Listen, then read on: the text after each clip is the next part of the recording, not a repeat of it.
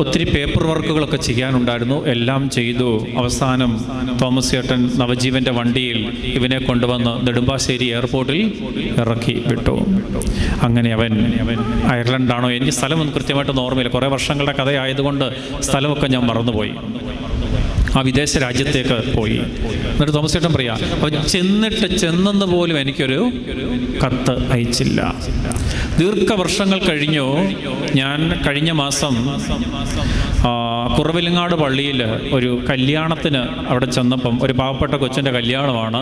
കല്യാണത്തിന് ചെന്നപ്പോൾ അവിടെ പറഞ്ഞു, ഒരു കല്യാണം അവിടെ നടന്നുകൊണ്ടിരിക്കുകയാണ്, അത് ഫോറിൻ കല്യാണമാണ്, പിതാവാണ് ആശീർവദിക്കുന്നത്, അത് കഴിഞ്ഞിട്ടാണ് ഈ കല്യാണം നടക്കുന്നത്.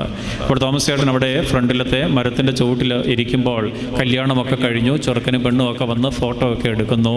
തോമസ് ചേട്ടൻ ചെറുക്കനെ നോക്കിയപ്പോൾ കണ്ടൊരു ചെറിയ പരിചയം. തോമസ് ചേട്ടൻ പറഞ്ഞു, ഞാൻ